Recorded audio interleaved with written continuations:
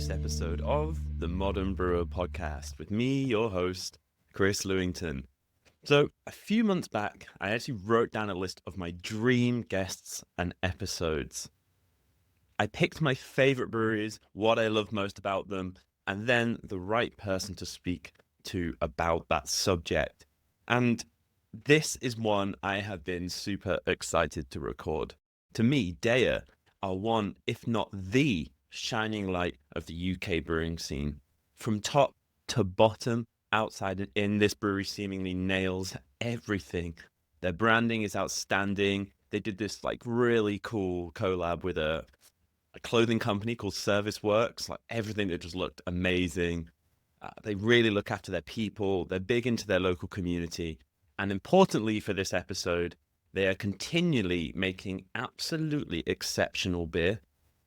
I get asked a lot by brewers and friends outside the UK, which brewery do you recommend I try when I'm over in the UK? I literally always answer Deya, and not because I necessarily believe they have the single best beer on the market, but because I know whatever style is your favorite, they will nail it. And that's exactly why I wanted to talk to them about new product development. I've led NPD for breweries before, but I have never had anywhere near the continued success of Deya, both from brewers and from the outside market who just seem to love the products that they make. So quite selfishly, I wanted to learn more how to nail NPD. So I reached out to Gareth, head brewer of Deya. I know Gareth, and we talk a lot about sustainability when we're together, and we've actually never really talked about NPD, so I'm actually really excited for this. But for my UK listeners, a short message. Beer X is coming up quick, 19th and 20th of March, and I have some exciting news. I'll actually be co-hosting an after party at Love Lane Brewery with friends of the podcast and my friends Pneumatech and Murphy and Sons. There'll of course be beer, food, and some great chats about sustainability as always. So there is a bit of a limited space going on. If you do want a ticket to come to Love Lane on the 19th after Beer X, please either come find me at the trade show or just email Murphy's in advance. They're actually in control of all of the tickets. So best just go speak to a Murphy's rep and see if you can come down and have some free beer and some free food and some free chats about sustainability. But before we get into this episode, I want to take a moment to talk about friends of the podcast, Simpsons Malt. The largest family-owned malting company in the world, their 160-year passion for quality has given them global respect amongst both the brewing and distilling communities. Regular listeners will know I am a huge champion of sustainability, and Simpsons Malt's 2024 sustainability report highlights the company's outstanding commitment to people and the planet. One of the biggest takeaways from the report for me was actually the vertical integration of their supply chain. This incredibly unique approach to malting means they forge long-term relationships with their malting barley suppliers by working directly with them, shortening the traditional malting supply chain to simply farmers, maltster, brewers. I mean, having long-term relationships with their farmers makes total sense, right? It means Simpsons Malt has total control over the barley that enters their malting sites and also enables them to work with farmers to drive sustainability throughout the supply chain. I'm going to link the sustainability report in my show notes. Please check it out and remember, choosing suppliers who are reducing their emission, in turn, reduces yours. Okay, so here we go. We're about to learn about NPD, new product development, from, in my humble opinion, one of the country's most consistently great breweries. I'm so excited to finally be able to get this episode across to you. So, without any further ado, welcome to the show, Gareth Moore. Hi, everybody. Lovely to be here. Yes, Gareth, thank you so much for coming on. I know you've got such a super busy schedule down at Deya, and I said this right at the start, but this is an episode I've really been wanting to do for a while. I'm really excited to get you on, listen to your story, and of course, hear how Deya approaches NPD. For me, probably the best brewery in the country at NPD. I just think your beers you make are exceptional. So really excited to sort of pick your brains on that over the course of this episode. Thanks very much. Yeah, it's our pleasure to do this with you guys. Yeah, there's gonna be a lot of people listening to this really, excited to hear just how you've managed to approach it over the years. But before we get into it, do you want to just tell us a little bit about your journey into brewing and of course how you became a part of Deya? Yeah, sure. So my my journey into brewing, I guess like a lot of people's, had a few sideways steps. Um, I didn't want to be a brewer from since I was a little lad. Yeah, so sort of unintentional, and I had some really lucky breaks and some serendipity as well that I'm eternally grateful for. Sure. In 2012, I started studying for a PhD in Krakow in Poland. Nothing to do with beer. I was actually dissecting fruit fly brains, analyzing proteins in there. That's blah blah blah. And I found it very boring, and I quit after a year. And it was a funded PhD as well, so my family were pretty annoyed with me. So I came home and carpet bombed the local area with my CV because I needed a job, I needed some money. And there's a town down the road from Cheltenham called Gloucester, and there's a brewery at Gloucester called Gloucester Brewery, and they offered me a job. And it was not a brewing job, it was doing sales and being a little bit of a dog's body around the brewery, helping clean up and that sort of stuff. That was 2013, and I was quite interested in beer. I've always liked drinking beer. Um, my dad sort of was into real ales and that sort of stuff, the more traditional sort of things.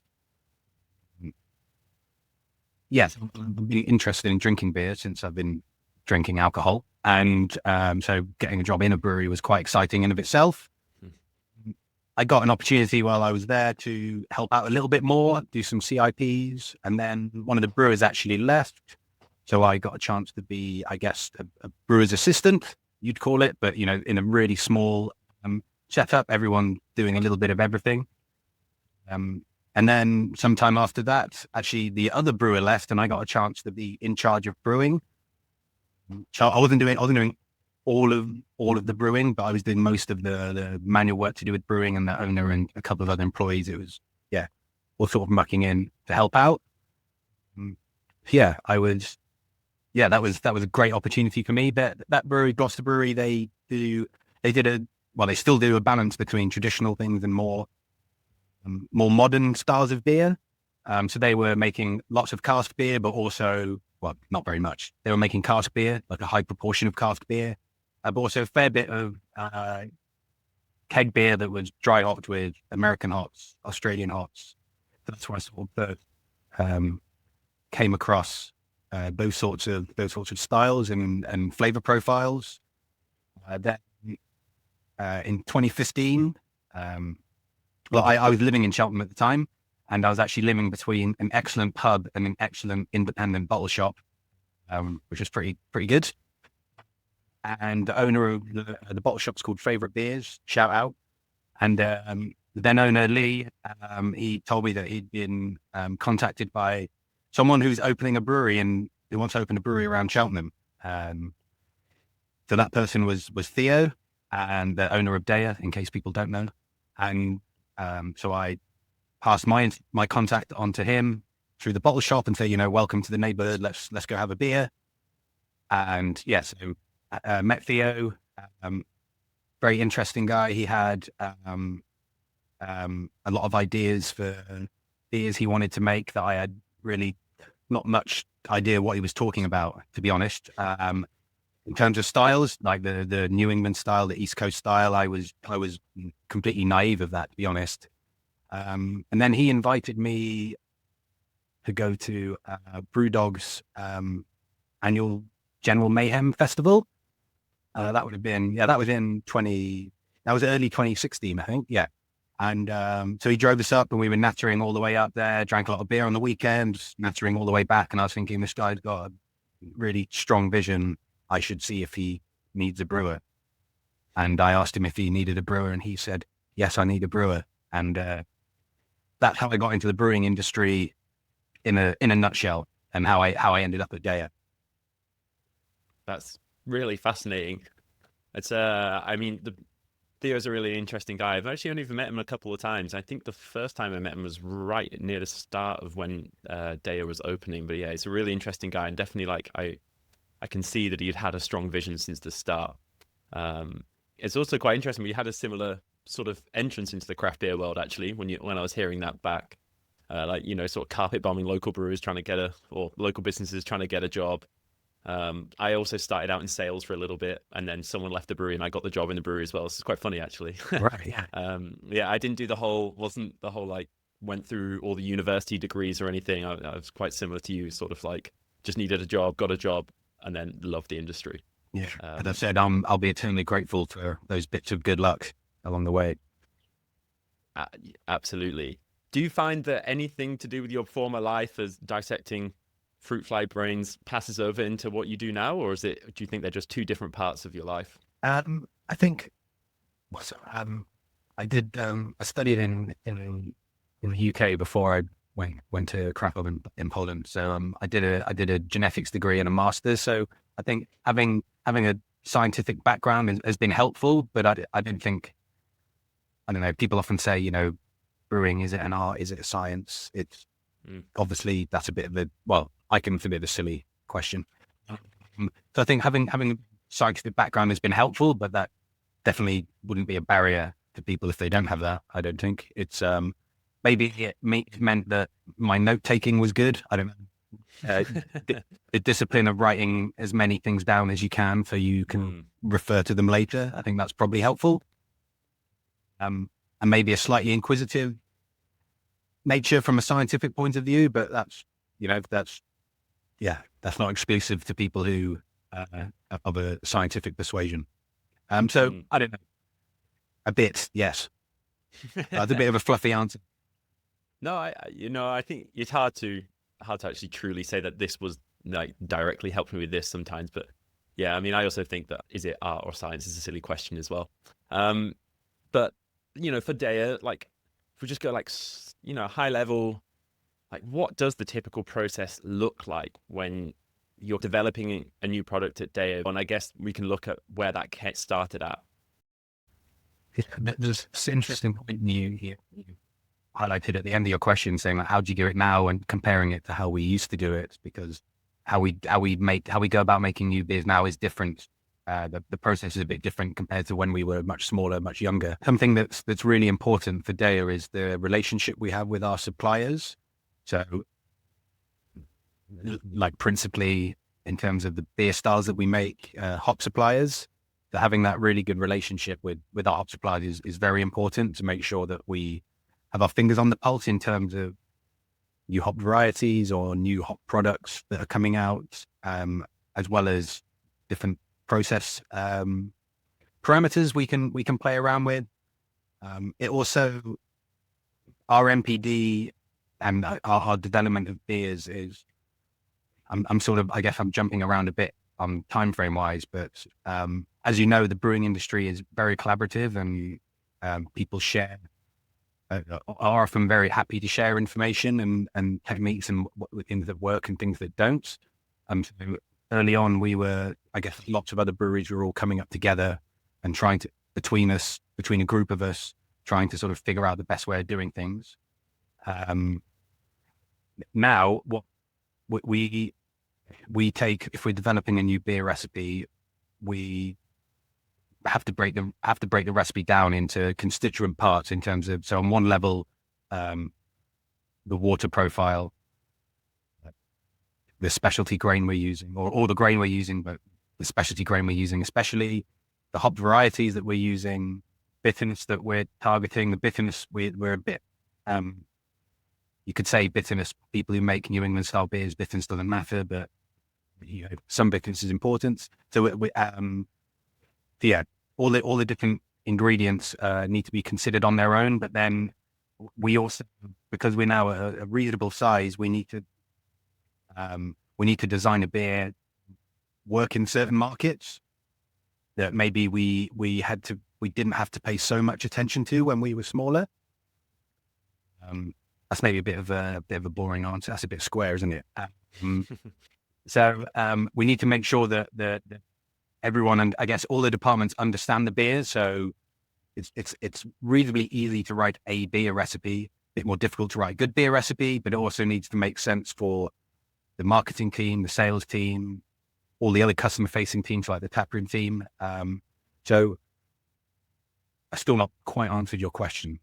I guess now our approach to NPD is that we have some skeleton building blocks for recipes, and we need to figure out the best way of stitching those together, because you can't just take hop variety A and hop variety B, put them together, they'll work, and then put that with malt variety X. Like, it doesn't quite work like that. The way the process works before it even gets to a recipe stage is that Theo, the owner, he gets, the ultimate say on what beers we're going to make. He takes input from me, from sales, from marketing, other departments as well. But it needs to be, all the beers need to be, we can't shoot from the hip so much. They need to be carefully considered from the top down. It'll usually start with a conversation either between me and Theo, or Theo and head of sales, or all three of us. And then we'll sort of map out a sort of blueprint for what we want to do. We've got quite a solid plan for this year. Each year we try and improve and learn lessons from the previous year and try and be a bit more focused. So this year we're trying to be a bit more. We're putting a lot of emphasis on being a bit more focused in our stylistic output. So you already have like a determined list of what you're going to be making this year, and are there any surprises that normally come along the way?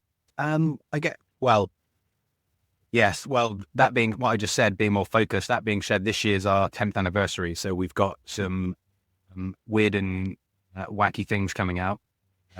Certainly for us, although the industry is a bit of a crazy place sometimes. So so we need to have a solid plan for the year, and things change, but we usually plan production like 3 months out, and then recipes new recipes need to be finalized like at least a month out. Any beers that are returning will get an update, so like a refresh. We rebrew lots of things as well as bringing out new beers, but it's important to make sure that we don't just take what we did last time and repeat it. We need to, refresh it, update it, make sure that we're brought things up to date and getting the best out of the recipe. And you talked before about having like skeleton blocks that you then put together to sort of build a recipe. What examples of those skeleton blocks can you give us? So for example, the water profile that we use for our pale ales, we've got a couple of pale ale water profiles. So Steady Rolling Man has a certain water profile, high chloride, low sulfate, probably not surprising to hear. A couple of other little things as well. But then Magazine Cover, which is a lower ABV pale ale, a little bit drier, still juicy, but a little bit dry. That's got a different water profile. So those would be sort of two pale ale water profiles that we'd use quite commonly. Into the Haze and other IPAs have a certain water profile, even heavier chloride. Dark beers, which we hardly ever brew, have a different water profile. Double IPAs have a different water profile. So that's interesting, because you could argue that each single recipe deserves its own water profile, but that's quite a lot of work, and it's quite difficult to optimize that. However good your technology is for keeping your water consistent. So we've got like half a dozen or so water profiles that we'll put into the recipe at the early stage, and then some things we will want to be a bit more nuanced, so we can tweak it from there. Does that make sense? Yeah, absolutely. And how do you treat your water incoming? Do you have like a blank base to start with, or are you working with water that already has elements of chloride and sulfate in? Yeah, so we use mains water, and where we are, it's a little bit hard, but it's not too bad. So it's perfectly fine for brewing with, and as is. We've got a water treatment unit which is produced by a company called Voltaire, and that works by capacitive deionization. So the water runs through some columns that have an electric charge, and then some of the plates in the column are positively charged, and the negative ions in the water get stuck to those. And there's some negatively charged plates, the positively charged ions get stuck to those. And you can change the capacitance of it. So you can basically tune your water up or down. So you can remove more or less of the ionic content. So that's handy for us. So we want to trim the overall ionic content down a bit. But the biggest benefit of that unit is that it keeps it consistent. So we can target a microsiemens output, and it will maintain that, which is very handy because our water does change quite a lot. It changes fairly often and it doesn't change. It doesn't seem to change particularly gradually. It swings around a bit. So yeah, having that is, I think that's been a big part of our consistency, is having that known, having that variable removed, I guess, when you're starting. Yeah, and it's tough. I know I brewed in London without any sort of water treatment, and it can be pretty tough. You've got, especially some water places, you get like really high levels of like chloride, for example. So then you have to, balancing that out, and then trying to make lager and stuff can be quite challenging as well. So water is always such a key thing. It's really interesting that you have like completely different water profiles, or different water profiles for each individual style that you would just like plug in. I think that's a really cool thing to have. I guess that takes quite a lot of time to work those out. Yes, but it's that system is quite hands off. It's pretty good. You just need like a daily check to make sure it's doing what it says it's doing. I find it odd, as I've said it to quite a few people, that I don't know why it's not more common in the brewing industry. It was shout out to Bates at Duration. He told me about it some years ago. I keep trying to tell as many breweries as possible because it's a really good option. And there's a lot less water waste than there is compared to traditional reverse osmosis, right? So it's got that advantage as well. Yeah, big one. So when let's say, we've sort of talked about who's involved, and maybe you have that visionary, and then it comes through, and then you're talking amongst yourselves. Like, do you do test recipes? I mean, I guess with the skeleton system that you have, or that block system that you have, do you have like enough confidence to go ahead with just brewing a full batch, or do you do any sort of trial batches on smaller kits and scale them up? Unfortunately, we do not have a pilot kit. So our batch size, our standard batch size would be 4,000 liters, so 40 hec. We can brew significantly less than that. We can brew like a bit over 2,000 liters, and we don't get any damage work quality that we can detect. However, once you've gone to the effort of brewing 2,000 liters, it's sort of like you may as well brew 4,000 liters.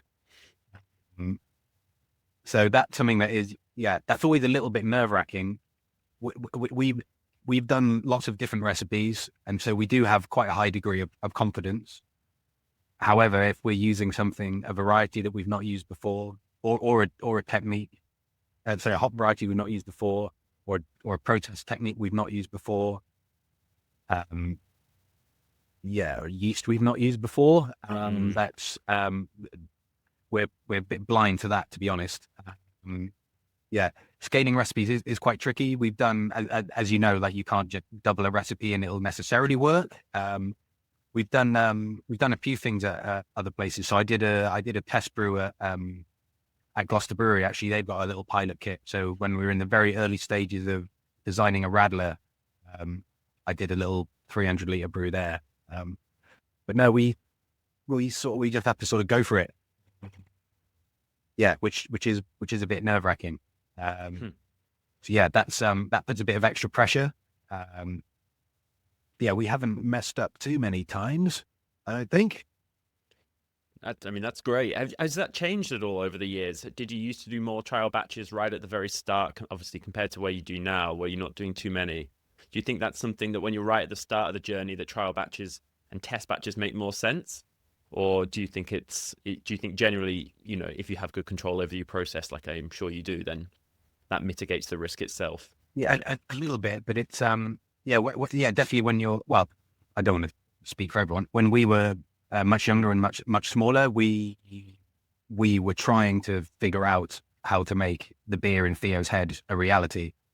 So Steady Rolling Man, and so there were quite a few batches that we chucked away um, because they weren't tasting how they should. So I think just trying to that's always a sad thing to do. We haven't had to do it recently, but yeah, making sure that you learn the lessons, I think, is really important. Like understanding, getting to the bottom of what went wrong as far as you can, I think is is really important. But yeah, if a beer's not right, the answer is always to get rid of it, right? Not to release it. But then as you when it was just me and Theo doing all the production, really, that was like a really easy call. Whereas now that becomes a more difficult call. It's still the right call to make, but it's more difficult because there are more stakeholders in that decision, I guess. Yeah, and the risk is far greater now. You've got like core customers expecting things, but then you at the other side you've got a brand reputation and everything. It's so difficult, and as you scale up, that gets definitely way more challenging, doesn't it? I mean, I totally agree, and it's can sometimes be a difficult call, and then I always find it quite interesting. I don't know what your thoughts are on this, but there was always the case of, can we save this beer? I've had that conversation many times, where it just hasn't quite worked out. Yeah. And you're like, this isn't right. And then someone goes, well, let's try this and we can try save the beer. We can add this hop, we can do this, we can change this, we can blend it with this. What are your thoughts on that? And do you think that can create a good product? And have you ever done that with success? Yeah, I think that's quite, you get into a bit sort of sketchy territory there, because if you know something's not right, you know it's not right. I mean, I guess it depends the nature of what's gone wrong. Say a really easy one might be you've dry hopped a beer, you've got it to that stage and you're about to transfer it to your packaging tank. If the aroma's not quite there, you could save the beer by dry hopping it again to boost the aroma. That's probably got a reasonable chance of working. But if you have a janky fermentation profile, weird yeast flavors, or the beer's not in spec ABV wise, or it's not in spec finishing gravity wise, I think trying to save a beer is I mean, how do you save a beer? You need to either put more ingredients into it, or I don't know, put another beer into it, in which case you've got more volume, or yeah. So I think you're somewhat kicking the can down the road.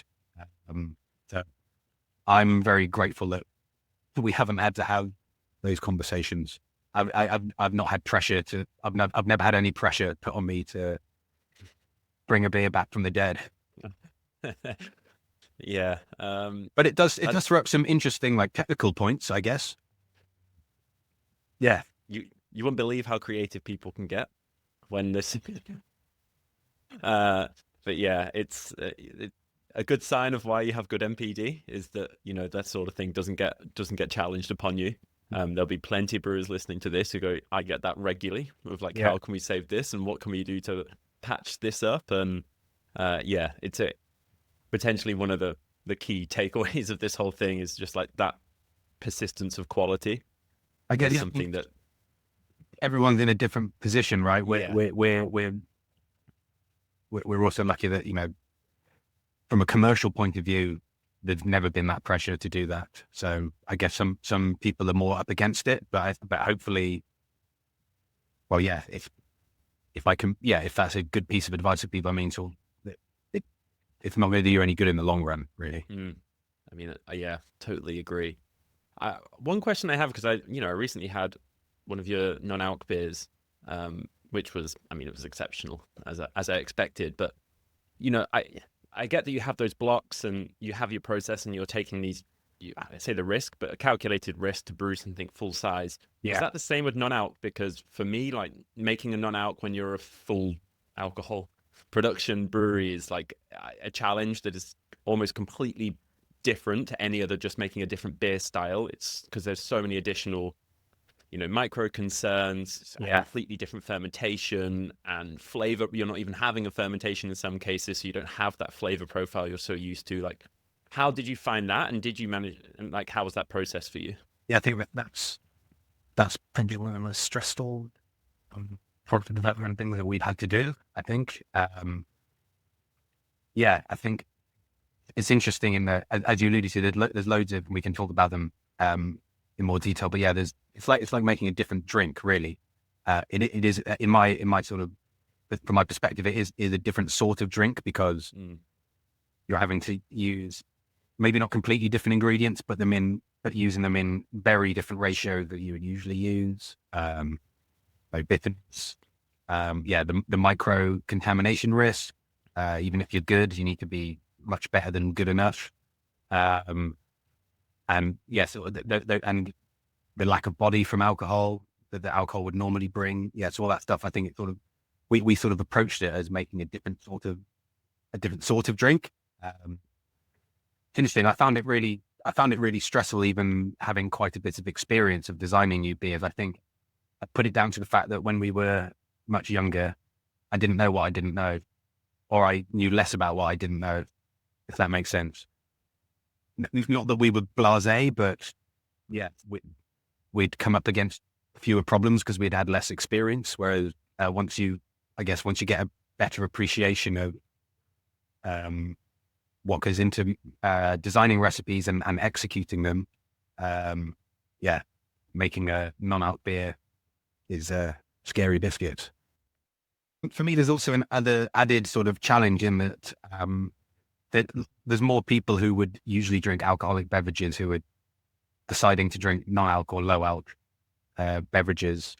But then I guess there's also a customer base, I don't know, I've no idea how big it is, of people who choose not to drink alcohol, and then trying to understand their expectations of what this thing should taste like, because they've got some agency in what it should taste like, right? They're part of the market. And that's sort of two different things. People who would like a beer to taste like a beer but not have the alcohol, and then people who aren't really interested in or who are less interested in the beeriness of that drink.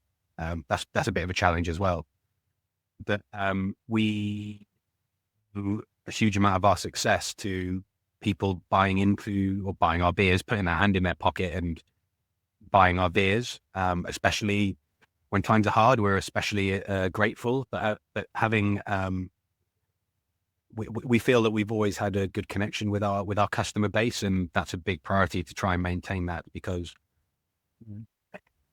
we know when we've made a good beer. We know ourselves when we've made an exceptional beer, but that only matters to a certain point. That customers need to enjoy it as well. So it's critical that we take our customers' perception of our beers into account.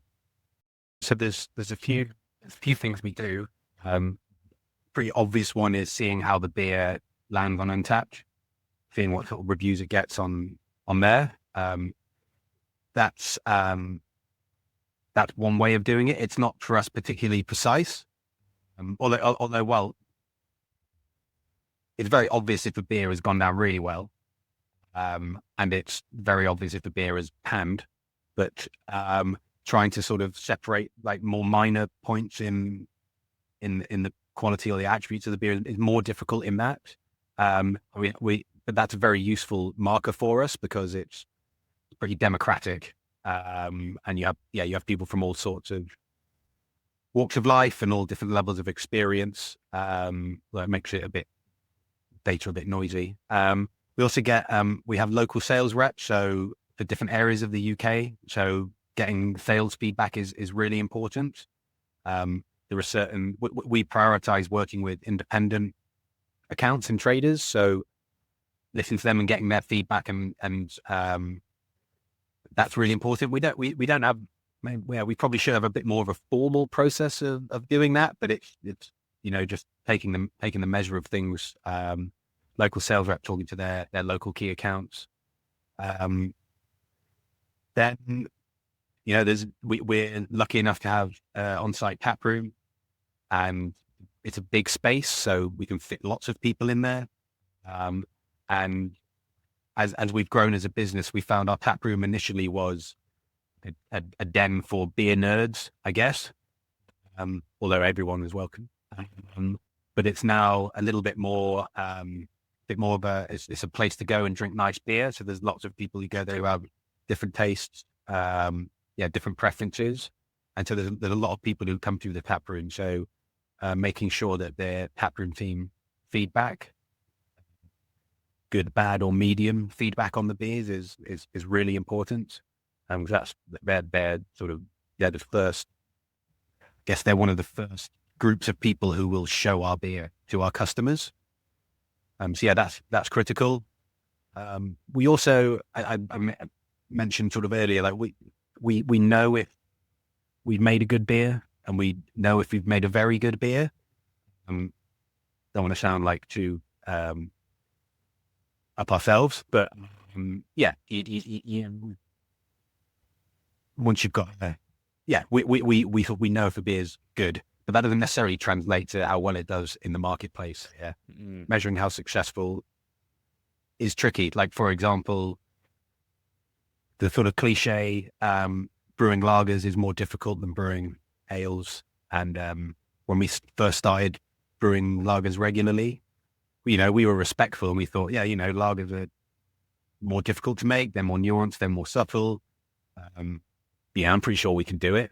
Then it took us basically 2 years to get to a point where we were happy with them. So bit of hubris there, I think. Not a bad thing. Yeah.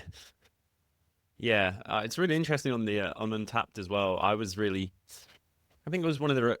about this when we were talking about doing this episode, and I was thinking about what I want to ask. And I did want to actually specifically ask about Untapped, because I know during my time I was pretty blasé about it, thinking that, not proud of it, but you're just thinking like, well, do they have the same sensory analysis that I do, blah blah blah. And we had a sensory panel, I relied on that so much, but actually it's like, it really is so if you take it with a course with many pinches of salt, it is actually a really good resource to see just what beers do well. And as you said, like, okay, I wouldn't look at the individual reviews, but if the average is really high or average is really low, then you kind of know if you've hit success or not.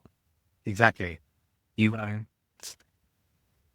is tricky, because you don't want to be your beers need to have the appeal in the marketplace. Otherwise, what's the point?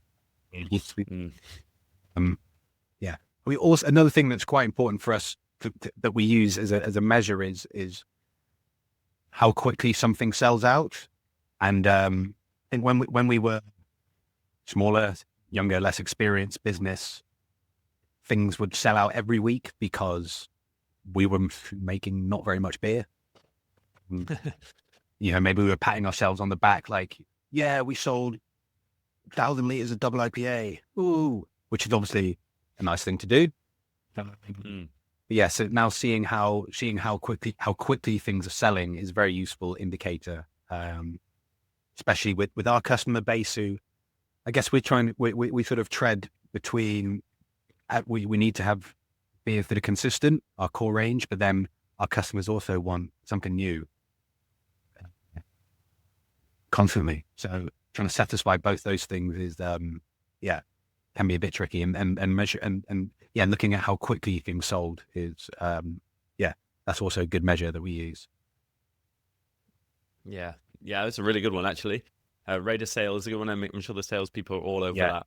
And that's why it's really nice to have within that NPD team, I think you said it before, like, the head brewer, head of sales, the owner, whoever's got that vision as well, sees all the parts, marketing. Like, I think it's really cool when all of those groups come together and to sort of decide on what it is. And that's really like, then that's what determines that success of that beer, really. And then your job as the brewers is definitely to nail the quality of it, which is also not easy.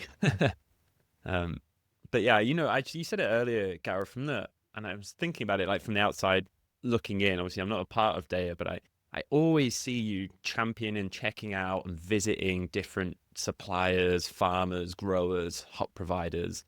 I even saw you recently you're always on my timeline actually at these different places, and I saw you recently visited Coleman Agriculture Yeah. in Yeah. Oregon. Like, I just I'm like, of all the breweries I've seen, feel like you guys have the best relationships with suppliers. You're always actively there. They're always actively wanting you to be the face of their latest, hop or their latest product, whatever it is. I mean, you mentioned how important those relationships are, but what are your sort of key relationships with farmers and growers, and what has that led to you? What like directly has that led to you in MPD? So we use a few main hop suppliers, um, some fairly obvious ones, and we're very lucky that, so speaking about hops specifically, we're very lucky that all of our suppliers foster and encourage us having communication with the farms and with the growers, and it's very obviously a genuine desire to encourage that communication. It's not just lip service that our suppliers like. We get brewers to talk to farmers just so they can say that. It's genuine, and that, talking about hops, of course, that helps keep us on the front foot, because as a UK brewery making juicy beers featuring lots of American hops, we're a few years behind, although maybe not so many years now, behind what's happening in the States. But obviously lots of having that relationship with the growers and the farmers, but also the people involved in the supply chain, means that we can get a better understanding of what's coming through, and we can keep our eyes peeled for things that are coming through. I think it's also important. It's really important from just the point of view of principle. So I'm like sat at a desk, clicking different boxes, trying to get a recipe, trying to get a beer to work. That's not even a beer yet, but the months and months and years of work that's already gone in the hop farm in getting a successful crop. There's a disproportionate amount of work in those two things. I'm definitely not working as hard as a hop grower.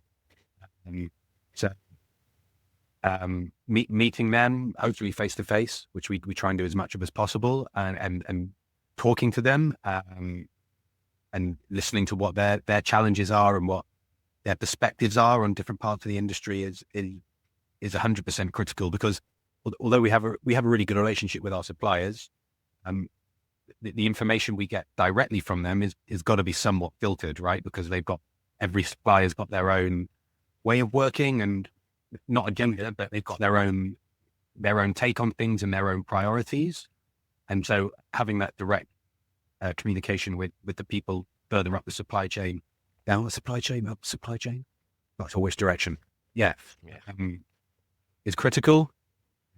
And that's a great pleasure to have that opportunity. So on my last trip out to the Pacific Northwest, went out quite early and spent some time with Indie Hops in Portland. That's the Steady Rolling Strata project. That's now an annual thing. That's only possible from working directly with the hop, not just the hop suppliers, but going a stage further than that, because we need to get the hops over here in like super jig time. I also spent every time we go out, we spend quite a lot of time with Yakima Chief Hops.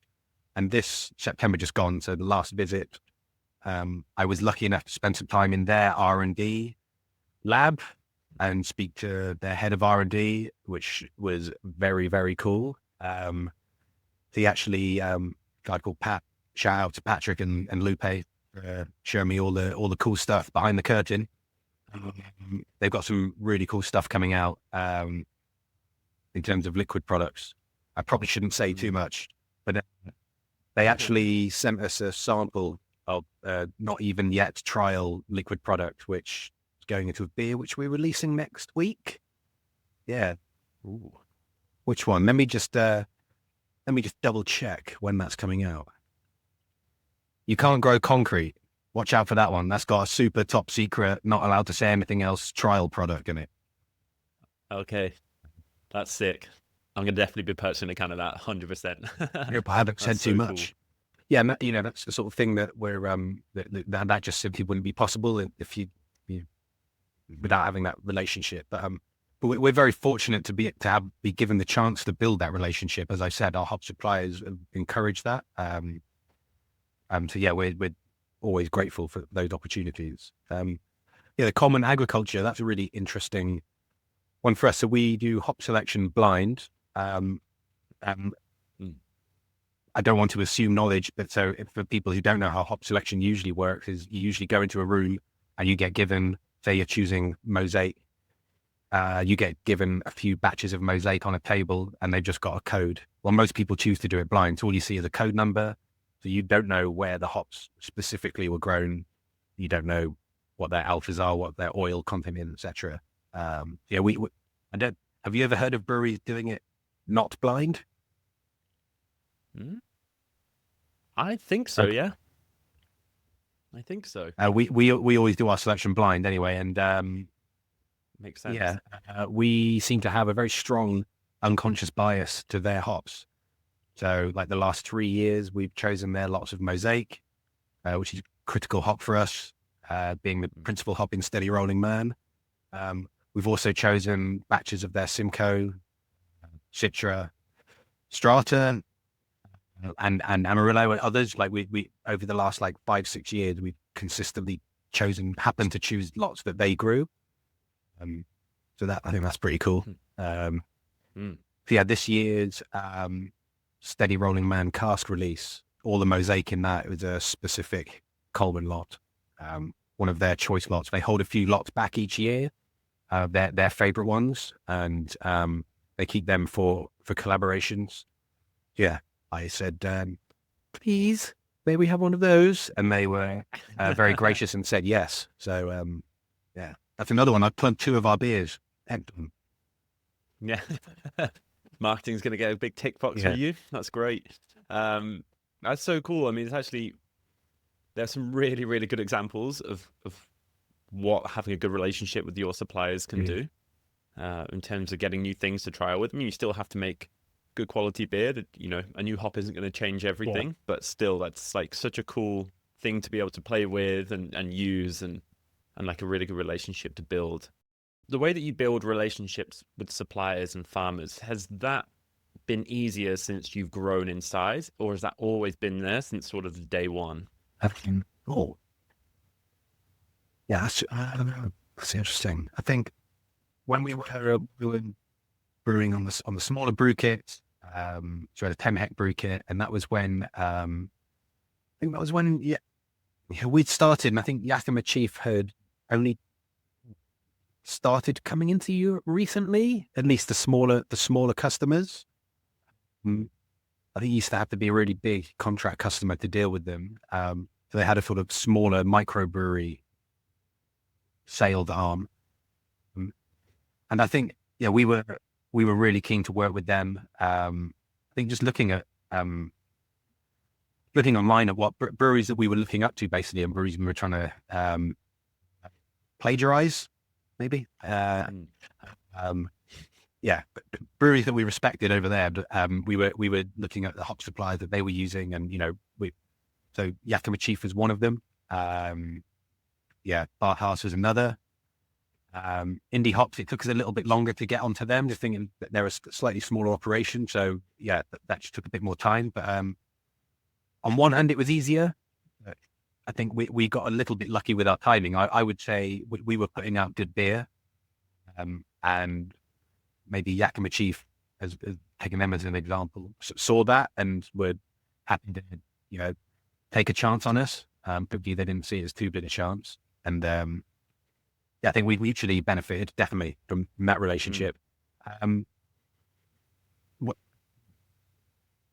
then the second, now we've got more buying power, but things need to be done further in advance, right? So we can't just say next week we want this hop necessarily. We could say that, maybe that wouldn't be practical. So we're going to have a lot more forethought, even with things out. So we contract a significant amount, but there's lots of things that we know we won't contract, but we know we want. So we still have to plan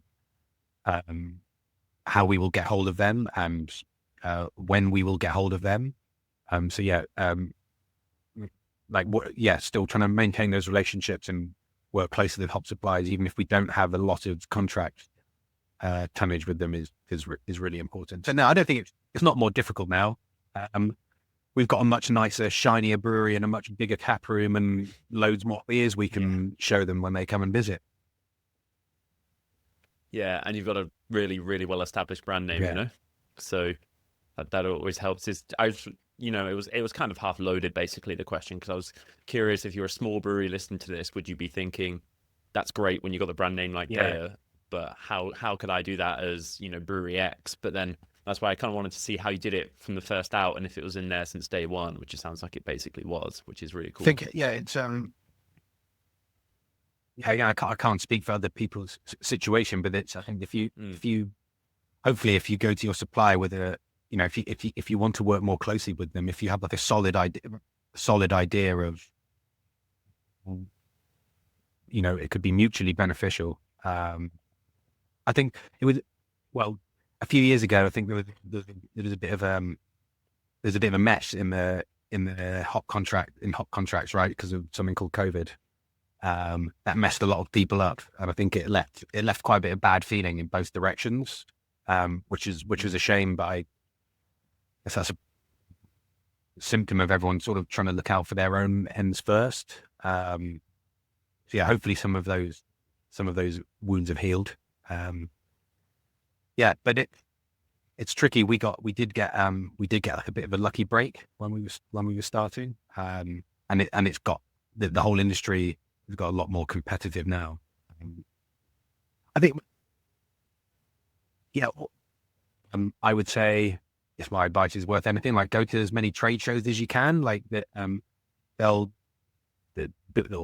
loads of almost all the hop suppliers will have reps at all the trade shows. If they don't, that's a bit weird. And they're all really friendly people. And in my experience, they don't just say yes when they mean maybe. Sometimes we ask for things and they're like, you can't have that. We don't. That's not possible. So that's fine. I think I'd say, like, don't be afraid of asking the question. But in our experience, they don't just say no because you're a small brewery. We're a small brewery compared to other bigger breweries. There's always someone larger, right? Always a big fish. Always someone larger. Yeah, that's really interesting. And good advice as well. I think trade shows and turning up to, learning events, community events, whatever it is within the brewing industry, really helps just that collaboration aspect that you talked about right at the start as well. I love this question. And you talked about learning from failures, probably even more than success. Have you got any concepts that simply didn't work from an NPD perspective? Have we got some clangers, you mean? Yeah, have you got some clangers? I know I've got some clangers in my locker. Yeah. One that I can directly attribute to myself. We're playing around with double IPA recipes, and our house yeast that we use, it's actually two yeasts, two English yeasts, and pretty juicy, lovely. It's great, but it's not very alcohol tolerant, so it's quite prone to the stress flavors. It sort of starts struggling around 7.5%, which when you're making an 8% beer is not that helpful. We were trying to think of ways of making double IPAs, but we're cleaning up the fermentation profile, basically, or making it more of a sure thing that we would have a clean fermentation profile. I wanted to try fermenting them with a Kolsch yeast. And I did check the ABV tolerance of this yeast, and it was fine. But we fermented that beer, and we dry hopped it, and we got it to the packaging tank, and the bitterness was through the roof. It was like, I mean, we make juicy beers. I like bitter beers as well. I quite like bitter things, and I couldn't drink it. It was not nice. So we ditched it, and the reason it didn't work is that we don't play around with lots of yeasts. And our recipe calculators are sort of based around our house yeast. So we know that our house yeast hoovers up a lot of bitterness during fermentation. So different yeast do it to different levels. So that yeast clearly doesn't pull out much bitterness. So yeah, the bitterness levels were crazy. Yeah, so like actually, yeah, that's an interesting point. Quite like saying this. Like Steady Rolling Man, the wort IBU is 55, which is not low. No, But the finishing beer is usually 25 to 30 IBU, like in that range. that's cool. Our yeast pulls out a lot. Our yeasts, don't know which one. So yeah, that didn't work. That was 100% my fault. What other ones? We did a pale ale and called the Swedish Octopus. And yeah, I'm gonna drop them in it. Our head of sales wanted to use oat milk, which was a bit of a thing for a while, using oat milk in pale ales to make them oaty. Well, it's partly my fault because I should have just said we'll just use oats, like we normally do. But we used a lot of oat milk, and we also used some sea buckthorn. Sea buckthorn is a delicious, pretty tart, bright, citrusy, orangey. Yeah, it's like a pretty crazy flavor, but it's really nice flavor. And yeah, that beer was pretty horrible. We did actually release that, and then we brought it back because it was not good. It was fine like straight after we packaged it, but I don't know exactly why. I shouldn't really say I don't know why, but I don't know why. But it developed this really strong astringency, and there's something in the sea buckthorn was interacting with something in the oats, the oat milk. I don't know. I know sea buckthorn's got quite a high lipid content. Yeah, I don't know. It was that was not nice. Yeah. Another one. Shouldn't say too many, should I? These are good. Yeah, we had a series of beers. When did we start doing this? I think we started the series in 2019 called Something Good. And the idea that it was a very loose series in terms of there wasn't a theme so much. It was just trying something different, and we'd have Something Good 1, Something Good 2, etc. We got up to like 12 or 13 or something. And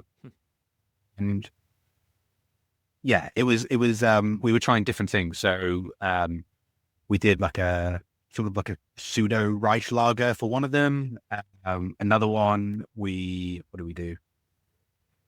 We used some different hop products. Yeah, we tried lots of different things. But Something Good too, we decided to go really hard on UK hops for a dry hop. And just as a preface, I'm absolutely not disrespecting UK hop varieties. We really like using them, and we're actually going to try and use more of them this year. But back then, when we didn't know so much how to handle them, we did a big IPA, and we dry hopped it to a sort of a borderline irresponsible level with this relatively new UK hop variety, and it was not nice. Yeah, that was a lesson in don't be too confident.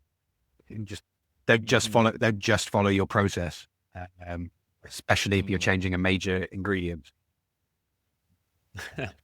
Yeah. Also, as well, like something that's maybe a bit more subtle is we've brewed a few batches of Radler, and trying to we can't. We don't have a pasteurizer, so we can't make a traditional Radler, as in make a lager or make a beer, cut it back with lemonade, package it, and pasteurize it. So we've had to try and get around that. So using citrus zest and making basically a lower alcohol beer, like a low alcohol table beer.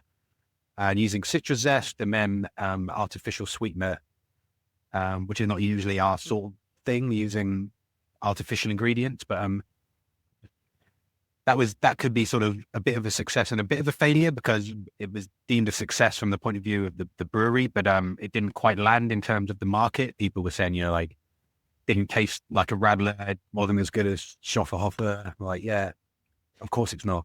Yeah, sort of going back to how you measure success, I think that's important. It's not, you can have something that's potentially a success for one entity within the brewery, but not a universal success. I prefer talking when you were telling us how great we were, rather than me pointing out the mistakes you've made. Yeah, it's much. I mean, look, let's be honest. Everyone loves. It's more fun to listen to people's mistakes. Yeah, I mean, I think that's an important question to have in these, Chris, because it's, with everyone makes mistakes. So yeah, and yeah. The worse they are, sometimes the funnier they are, up to a point, I guess. Up to a point, yeah. Yeah, I know. Obviously, I can't say the name but I know of a brewery who put glitter in their beer, and that a year later they were still finding bits of glitter coming out the filler. Wow. Which is that's one of those mistakes you go, oh yeah. I was like, have you ever tried to get glitter off your pillow or something if you wake up, or off off clothes? Like, it doesn't come off. Like, the stuff is like, what's the worst that could happen? Yeah, what's the worst that could happen? It's like a year later, still finding them in like microplates. You're like, yeah. We didn't. Yep, that's the worst. That is the worst thing that could happen. Yep. Nowhere near that bad, but we had something similar happen in our early days. We did a coffee stout, and we'd sourced this really nice coffee from a local roastery, got it roasted extra light, so like just for us to make this beer. And I mean, they were really excited, like just like looking in the kettle, waiting for the countdown to the correct time that we put the coffee into the whirlpool, poured the coffee in, and then both looked at each other and realized that, we should put it in a bag. So we had just ground coffee in the whirlpool, sort of whirlpooled, but definitely not properly. And that knockout forever, because the heat exchanger just kept getting blinded by coffee ground. Yeah, that's really good. I could tell. I'll share. This is a good one. This is my own personal. This is completely my fault. But when I was first working at Thornbridge Hall, I don't know if I've shared this one on the podcast before, actually, but it was the first time I was working at Thornbridge Hall, which was like by myself in their small brewery, and we were doing this first recipe, and I can't remember the exact recipe. It was a brown ale, and it had brown sugar in it, and I'd never used brown sugar in brewing in my life, and I was like looking at this bag, going, where should I add this? Should I add this into the mash, like into the grist case, or should I add it into the kettle? And for some reason, I didn't ask. I think I was just too afraid. So I decided to put it in at the start of the grist case, and then load all of the grist on top of it, and then opened up the mash hydrator, and obviously just instantly it blocked, because it was just 25 kilos of brown sugar just turned into like one big clump. And then for like 5 minutes, I was like, yep. So then I had to dig back out the whole grist case back into the bags, God. and then dig that out and put that in. And I was like, oh, yep, won't make that mistake again. That was really stupid. And then, like, I remember Dom and Rob were like, why are you I didn't get back till like 7 o'clock at night. They're like, why were you there for so long? I was like, oh, no reason. Don't worry about it. Don't worry about it. It's all fine. What you need to know is it's all solved now. You don't need the details. Yeah, you don't need the details. All you need to know, it's all good. They're like, fine. The beer. The beer was at that fine. stage. You hadn't started the beer. We hadn't even started the beer, so actually it could have been a lot worse, really. And I'd probably only like coagulated about 500 grams of this brown sugar. That really, I mean, that stuff, it turned into glue. It was really impressive. Gareth, I mean, I don't know how much you can share with this, I guess, but talking about what you said, you already have kind of what's coming up in Deya's calendar over the next year of MPD. Can you share some of this stuff? Because I think, I'm really interested. I'm sure the listeners are interested in what your sort of perception is of what craft beer trends are coming up in 2025. So I think for us, we're getting quite hard on liquid hop products. I know they've been around for a long time. good ones have been around for a few years, and ones that are getting released, it seems that all the suppliers now have good options in terms of liquid products. So I think, we will be exploring those a lot more. As well as like the obvious ones, like, if a cool new hop variety gets launched, we're going to try our darndest to get hold of it and use it, obviously. But I think when we first started using liquid hops, liquid hop products, sorry, I was a little bit skeptical. Just maybe just my ego, I don't know. But yeah, I'm converted. Some of the newer liquid hop products are really, really good. And they're very precise and very true to type, very specific. So there's lots of different points of application if you want to like explore that in terms of nuance. So yeah, we're definitely going to be doing that. We going to be releasing a few bright beers this year.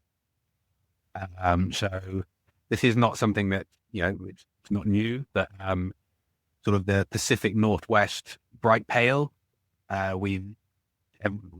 Every time we've been over, especially around Portland, so not talking California, not talking West Coast, the Pacific Northwest, those breweries using like Cali ale yeast, but still promoting juicy tropical and citrus hop flavors. Those beers are really cool. That's yes, and so definitely not West Coast, not really bitter, like still pretty soft bitterness, high chloride, but a cleaner yeast profile, and cleaner yeast profile. So the hop character is a bit more succinct, a bit more obvious. That's a really nice point of difference for us, because obviously we've got our main thing is making hazy, juicy pales. In terms of other trends, last week I was at an Aroma Fest that was hosted by Charles Farren, so showcasing new UK hop varieties that are coming out of the breeding program. And honestly, some of them are amazing. We smelled like 16 different varieties. Some of them haven't even got numbers yet. They've just got a grid reference. So it's very early days, but I think it was like out of 16, 2 were like fine, but almost all the others had something pretty great about them, like much more intense than what I'd usually associate with UK hop varieties. And like some of those hallmark aromas and flavors, like really bright citrus, bright tropical fruit. So that might take a little while to trickle through into like acreage that are going to be sort of useful from a commercial brewing point of view. But that was really exciting to see. What else? Other trends, I think, because of a lot of the good work you've done, more breweries, as they should be, are paying more attention to their resource use. So that's, I don't know. I was going to say that's something that's less grammable, but maybe it's not. Maybe it shouldn't be. I think that's really important. What else in terms of? Yeah, I'm going to try and get more of that top secret liquid hop product as well. I think that stuff's pretty great. I think our focus has always been and will always be on exploring hop aroma and flavor. Sorry if that's a bit of a boring answer, but just trying to get into the nitty gritty and try and make sure that we're delivering intense, juicy, hoppy beers. Yeah, and that's what you're so known for, so it makes perfect sense to like double down on that. So Gareth, I love doing this now at the end of my podcast. So can I ask you what your top 3 pieces of advice for a brewery looking to better their MPD is? If possible, in a side by side, if you're talking about planning a specific thing, it's not always possible. It's sometimes not practical, but even if it's quite impractical, I would thoroughly advise doing a direct side by side. So if you're trying a new process or a new ingredient, try and say 2 products are in the parallel in production, try and remove as many variables as possible. I'd say we've got quite a sort of extensive post-pack sensory program. and that is an enormous amount of work to keep the momentum going, to make sure participation stays high and collating all the results. So I think set out a decent amount of time to actually consider the results, like if that's immediately post pack or after a week or two or a month, whatever in market. We used to have a fairly knee jerk reaction, and we're trying to not do that. Try and give yourself enough time. I know it can be tricky because everyone's very busy, especially in breweries. I think small breweries in particular. But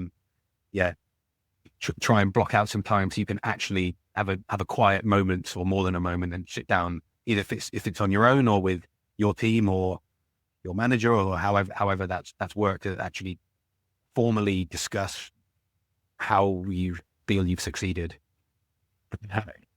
Just going off the sales, for example, is one side of it. I think trying to be honest with yourselves and if you've actually how well you think you've succeeded, rather than being like, all right, done that next thing. We're a bit guilty of that.